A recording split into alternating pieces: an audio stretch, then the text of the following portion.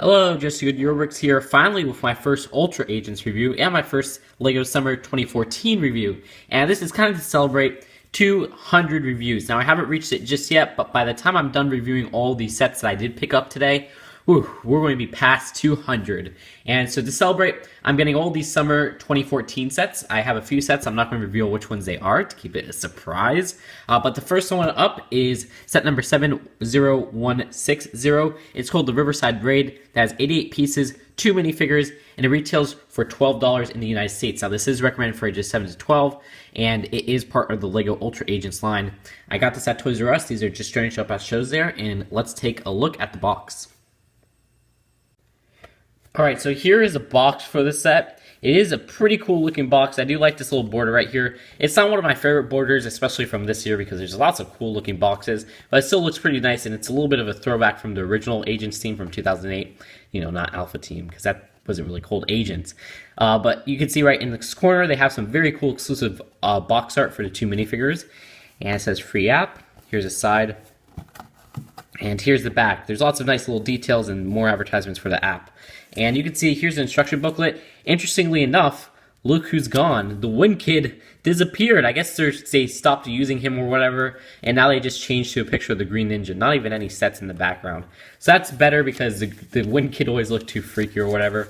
And you can see there's some advertisements for the app and the instruction booklet and an advertisement for the rest of the sets. Alright, so here's the first minifigure. He is Agent Max Burns, and you can see he does have a very, very cool looking torso printing, and you can hear later on in the review on what I plan to use that for. And he does have some very cool minuscule printing on his legs. And he has this face right here and this really nice hairpiece, and the hairpiece only comes in a few other sets in this color, and it is usually used for Ron Weasley. And the other sets it comes in are no kind of cheap sets. The cheapest it comes in is a $40 Hagrid's Hut set from 2010. So it is quite rare to get this piece. And you can see that's his front facial printing. He has some nice orange eyebrows, which is kind of uncommon on a non-licensed minifigure. And here's the back, and you can see he kind of has a more serious face on this expression. I have to say, his name is Max, and his frontal face reminds me a little bit of how Max looks in the LEGO Club magazine. Here's Adam Acid, and I'm all for alliteration, but I think that's kind of a lame name. He does have some pretty cool torso printing, though, and you can see right there, there's kind of these gooey grenades, or maybe acid grenades, and his frontal face printing is really kind of detailed for a translucent face, because translucent faces usually have minuscule printing to keep, I guess, the cost down or whatever. But if you take off his beanie hat right here, which is quite a common piece, especially in this color, so that's not really the interesting part of him. But you can see his facial printing right there. He does have a really cool kind of mouth with some nice teeth, and on one side right there, he does have a little bit of yellow printing in kind of a regular face, but the other side has this red eye right there. So that's really, really cool, and he has no back facial printing, but he does have some nice back torso printing. And I forgot to say with Max right here, but you can see Max has some back torso printing too. But his accessory right here is this nice little gun, and he does have a really cool lime arm right there. So that's it for this minifigure, and now onto the set itself. Alright, so here are the main builds of the set. You got this little vehicle right here, which we'll get to later, and these 2 canisters. Now the canisters do have these kind of translucent blue plates right there, which make it look pretty futuristic, and they're both identical, and they have this handle right here which you can take off, and it reveals kind of this, I guess you could say, tube of acid or whatever, which is just a cylinder piece right here. Nothing special, because this piece has come in many sets in this color, but you can see it is the main part, or the main mission of the set. And I guess Max Burns has to retrieve these from Adam Acid. And you can kind of just put them back in there. Like I said, both are identical, so both of these little acid parts come in both of them, and both of the builds of the canisters are the same. So just put these on the side, and onto the main vehicle, which is Max Burns' vehicle, and there's these 2 little white guns right here. And the white guns are kind of the new blaster piece from January 2014, but in that white color. And these aren't new pieces because they are from January 2014, and they aren't exclusive to the set because they do come in a lot of other Ultra Agent sets in this color. But of course, you can see the little play feature right here. I'll shoot it. Basically, once you push this down, the stud will go flying. So And there you go. So it flew pretty far, then it recoiled on my camera, which is just great. And onto the main vehicle. You can see there's these little wheels on the side, which are nothing special. They're just your standard wheels. The back, there's this little winch right here, which has another play feature. And the side, there's these wheels right here. Now on the front, there's this nice little piece right here in this color, which is this little wedge piece, which isn't rare whatsoever, but in this color, it's actually pretty rare. I believe it came in one other set, which is an Alien Conquest $10 set, and that's it. And that set's already defunct, so this is really the only way to get it. And on the front, you can see there's this little bow right here, I guess, to add to the design of the buggy or whatever it is.